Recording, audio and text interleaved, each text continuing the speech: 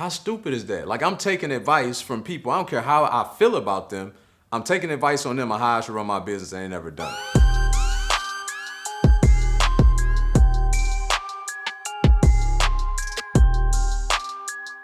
Listen, the most expensive thing that you're paying for is ignorance.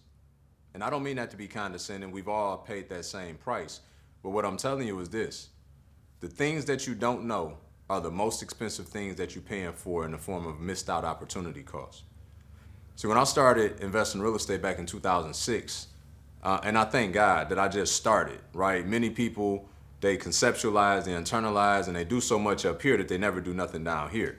So I was one that just went out and took misguided or to no guided action. And you hear people say all the time, like, take imperfect action. That's exactly what I did.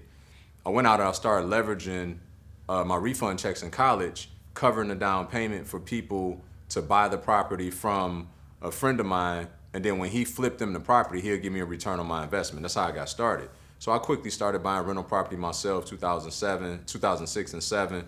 And then, as we all know, the world fell apart, the market contracted in 2008. Many people ran for the hills. For me, I was fortunate that I wasn't jaded yet. I was so early into my career that I just looked at it as like that properties all of a sudden that I were paying $150,000 for a year prior were 30 grand, right? So I was very blessed and fortunate, and I took a lot of action back then, and I bought over 20 rental properties from 2008 to 10. I was 24, 25 at the time.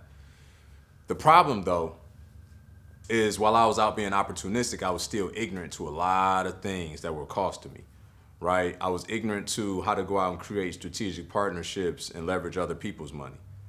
And so everything that I had to do was all on me, right? I didn't have any partners, and everything that I did was out of my own checking account, which eventually everybody gets cash strapped. And I also was ignorant to that. I didn't understand that investors go through these cycles where they get cash strapped because all their money is parked in the deals. A strategy to mitigate against that would be possibly buying the right kind of properties that you can maybe do a cash out refinance on and pull your money back out, if you wanted to do that, right? I'm just giving you an example.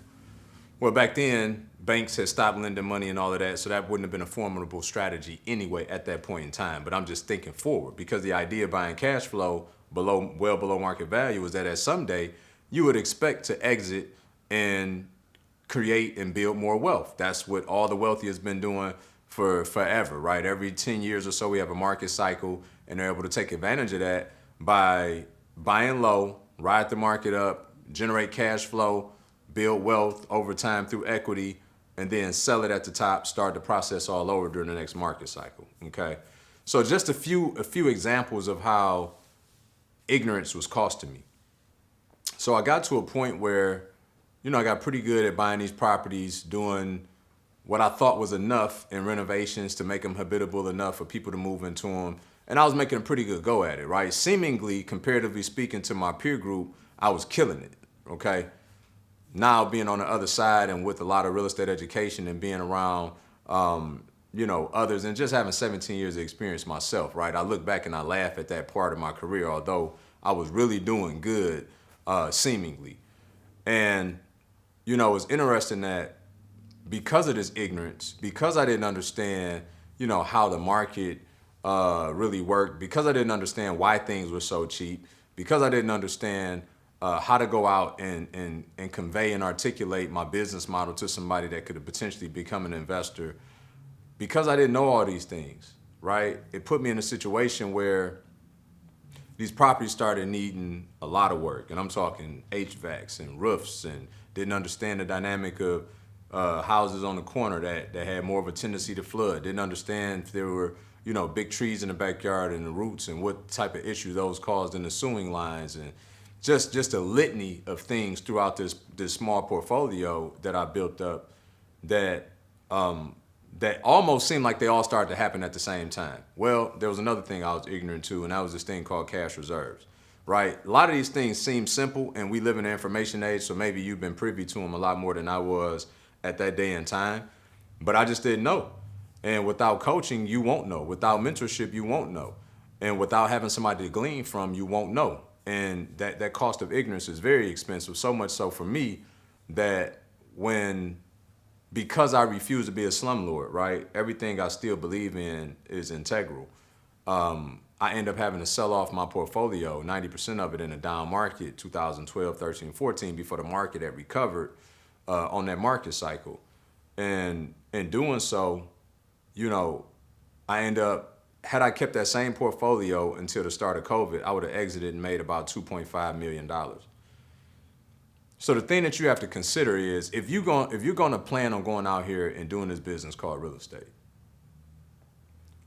do you want to make $2.5 million or do you want to miss $2.5 million?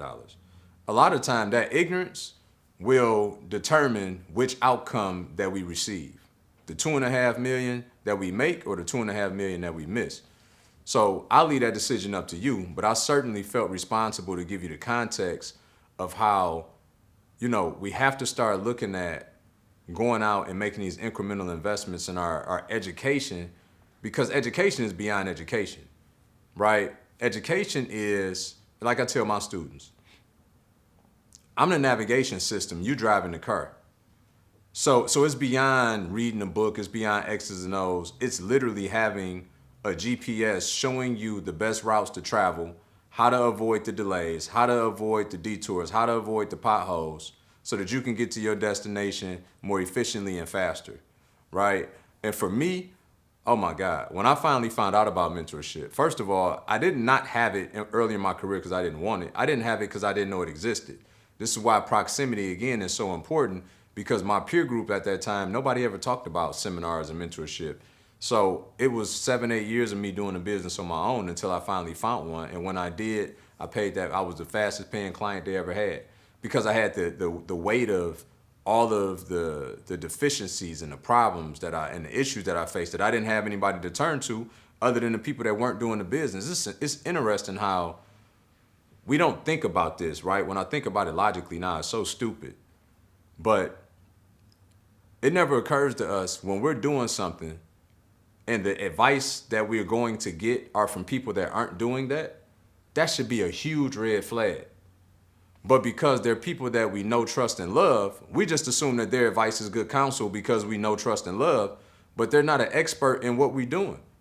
So how asinine is that? It's really backward thinking. Until we're on the other side, do we realize, looking back, like, how stupid is that? Like, I'm taking advice from people, I don't care how I feel about them, I'm taking advice on them on how I should run my business, and I ain't never done it. I can't imagine what they were thinking giving the advice. Like, he really asking me that? Well, okay. You know, I mean, and so, and the fruit of that experience typically would look like we got advice from people that didn't know what they were talking about, that they read in the book or heard from third person experience. So I encourage everybody, right? I hope that this video was helpful in that just getting you to think a little bit differently about things, getting to highlight the unknown that's costing us so much because we don't know it. So we're smart enough to know what we know. We're smart enough to know what we don't know. But the thing that we don't know is what's killing us. And that's the part where we have to go and get enlightenment. That's the part where we got to go get coaching and mentorship. That's the part when we need to get a network of individuals who may be our peers or even our counterparts that are much further than us that we can glean from and you know, really get to where we want to go in life much sooner, much faster, and much more efficient. If this video was helpful for you, please share it with somebody, like, subscribe, hit that notification bell so you'll be notified anytime I bring this kind of content to you. And also, leave me your thoughts. Leave me a comment. I'd love to connect with more of you. I'll see you guys in the next video.